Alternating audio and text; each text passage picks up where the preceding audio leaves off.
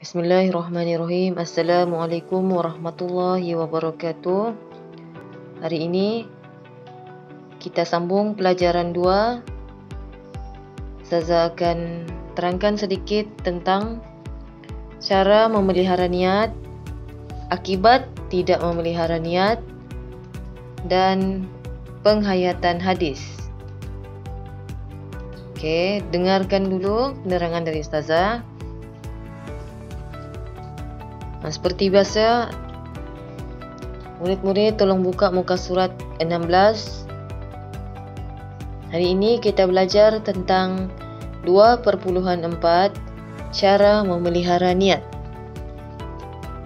Okey, perhatikan di buku masing-masing ada 5 cara kita memelihara niat dalam amalan seharian. Okey, macam dalam gambar yang pertama, beribadah di waktu pertengahan malam. 2. Menyembunyikan amalan baik. 3. Segera melakukan amalan ibadah. 4. Tidak mengharapkan balasan. Dan 5. Ikhlaskan hati kerana Allah. Jadi yang kelima-lima yang Ustazah sebutkan tadi adalah cara-cara yang boleh kita lakukan supaya dapat memelihara niat kita. Satu tadi, kita digalakkan beribadah di waktu tengah malam. 2. Kita digalakkan supaya sembunyikan apa benda baik yang sudah kita buat. 3. Menyegerakan, maksudnya cepat-cepat melaksanakan ibadah yang Allah sudah perintahkan. 4. Buat baik tanpa mengharapkan apa-apa balasan.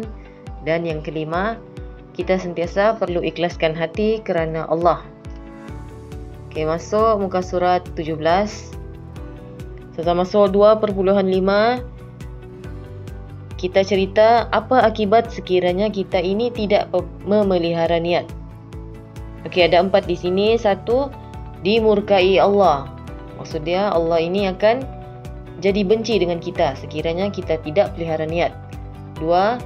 Amal ibadah jadi sia-sia. Maksudnya di sini, apa-apa kebaikan yang kita buat di dunia ini tidak dapat apa-apa balasan pahala. Yang ketiga, akibat ketiga, akan timbul rasa sombong dalam diri itu. Dan yang keempat, kita tidak akan disukai oleh orang sekeliling. Okey, keempat-empat ini adalah akibat atau kesan sekiranya kita tidak memelihara niat. Okey, masuk muka surat 18. 2.6 penghayatan hadis.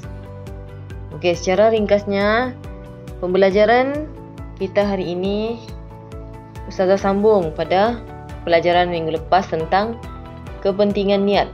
Okey, jadi untuk pelajaran 2 ini, hadis ini meminta kita manusia supaya sentiasa menjauhi amalan dan yang mana kita ini mengharapkan balasan. Maksudnya menjauhi amalan yang mana meminta balasan. Kedua, kita sebagai manusia perlu bersifat ikhlas. Ketiga, bersedekah tanpa pengetahuan orang lain. Dan yang keempat, niat melakukan ibadah supaya kita ini diberi pahala. Okey, Ustazah ada nyatakan di sini sedikit info tentang riak. Apa itu riak? Riak itu adalah amalan yang tidak ikhlas. Maksudnya kita ini buat benda baik tapi timbul rasa tidak ikhlas dalam hati itu. Akibat niat yang dipasang itu salah. Okey, ini dinamakan riak. Okey, setakat ini dulu pembelajaran kita tentang kepentingan niat. Okey, kita jumpa lagi pada pembelajaran seterusnya. Okey, sekian dari Ustazah. Assalamualaikum warahmatullahi wabarakatuh.